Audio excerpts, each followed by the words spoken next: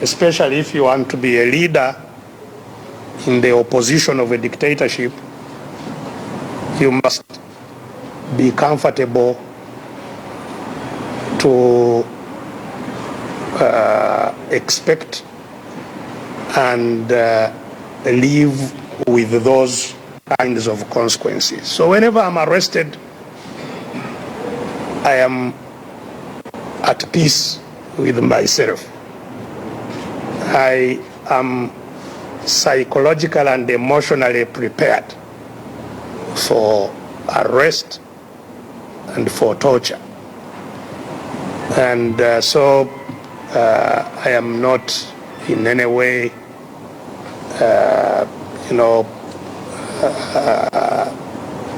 over anxious or stressed because of what happens in those kinds of circumstances. So I have been peaceful and well in my mind and body throughout my incarceration. The biggest challenge in the Ugandan prisons is especially while you are still in the police custody, because the police is an extension, direct extension of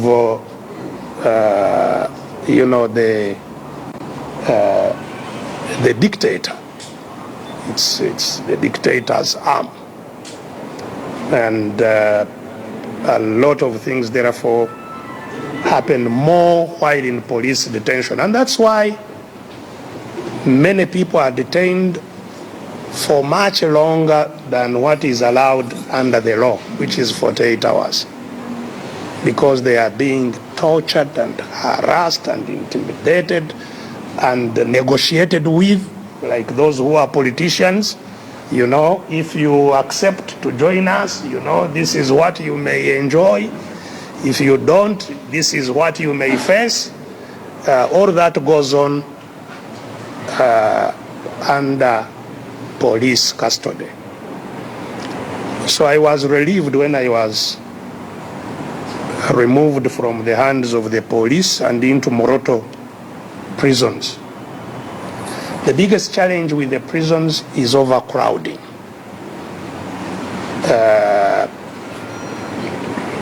The prisons ward I was incarcerated in Moroto we were a total of 174 inmates, and in not a very sizable ward. So at night, every conceivable space in the cell is occupied. And if you are unfortunate and you want, for example, to go to the toilet, which is at one end of the cell, you will have a lot of trouble getting there. That, of course, means that hygiene and general health care of inmates is greatly compromised.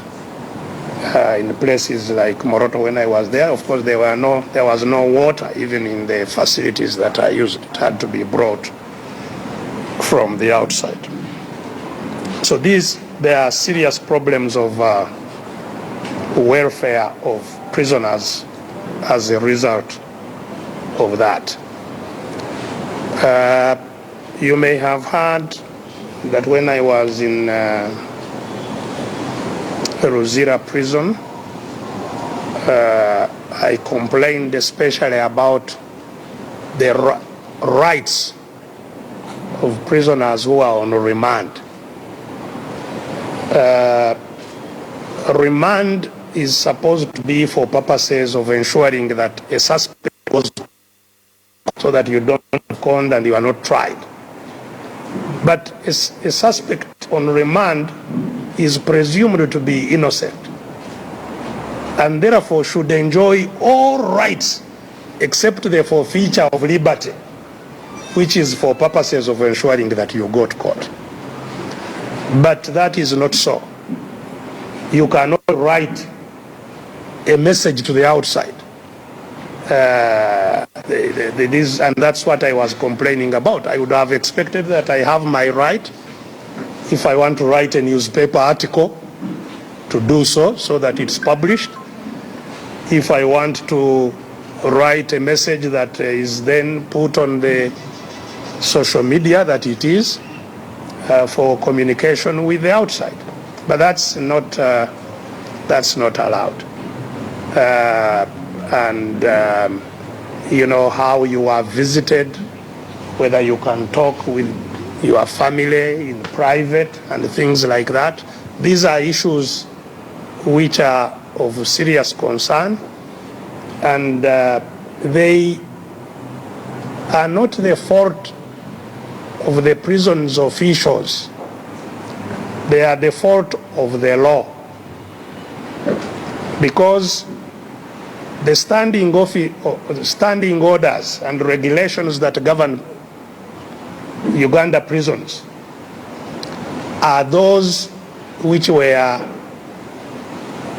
put in place during the colonial time. They have not been reviewed. They were standing orders made for prisoners who were not citizens, but subjects of the Queen of England. When we gained independence and became the masters of our land, those orders and regulations were not changed. And so I have taken it upon myself to challenge those orders, because they are clearly illegal and unconstitutional, and they must change. There is no reason why a remand prisoner cannot even have his laptop in jail and transact business. Like me, I do business. I'd like to be in touch with my business and transact business, because for all intents and purposes I am innocent, and incarceration should not be beyond what is necessary simply to take me to court to defend myself against whatever charges are brought against me. The other problems in the jail is that remand prisoners spend a long time on remand without trial, especially for capital offenses, which are the ones that the suspects are held in the maximum security prison of Ruzira, where I was. Cases of capital offenses suspects are the ones who are held in Ruzira Upper Prison. Murder, rape, defilement, aggravated robbery, treason, those are the ones who are kept there. Now, those are not triable by magistrates where those cases are first lodged. So prisoners stay there for a long time, waiting to be committed to the High Court that will try them. Like now, what is going on with me? I am not yet committed for trial.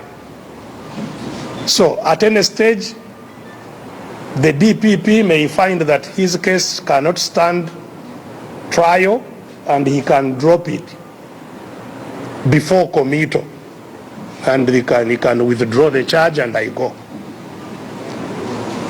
So a long time is spent before committal.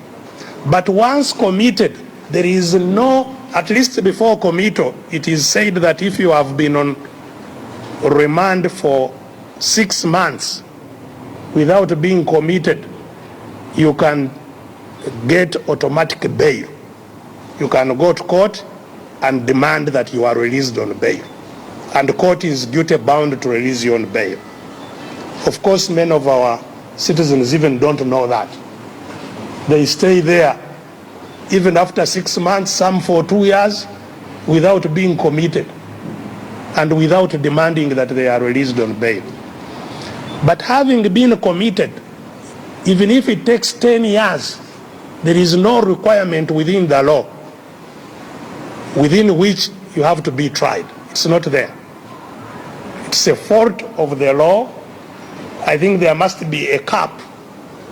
There must be a limit to which you can be in prison having been committed without being tried.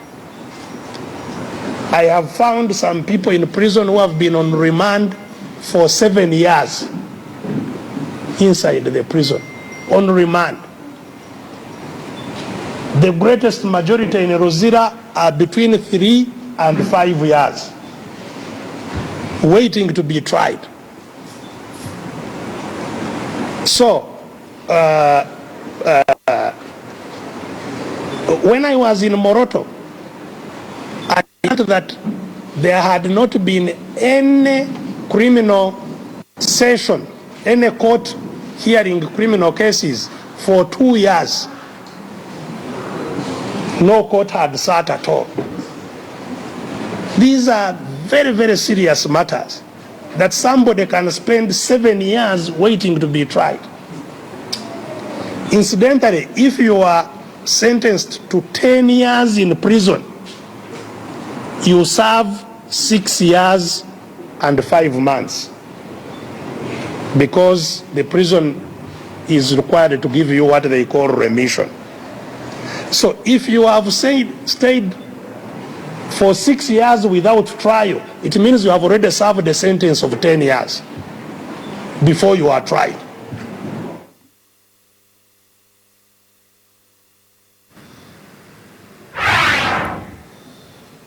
Well, that's a press briefing that is ongoing in Kampala, Uganda.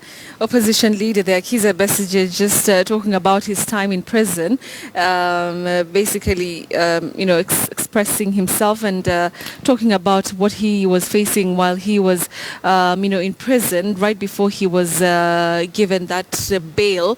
So that, of course, is happening right now. He says that he usually is at peace during his incarceration, and that he doesn't really mind being in prison, but still highlighting the issues that he's been facing together with other inmates in jail. All right, so that's happening in Uganda, but also let's shift to London, where outgoing British Prime Minister David Cameron has left office on 10 Downing Street. This being his last day, he is serving as PM. Cameron will face his last Prime Minister's questions in the Commons before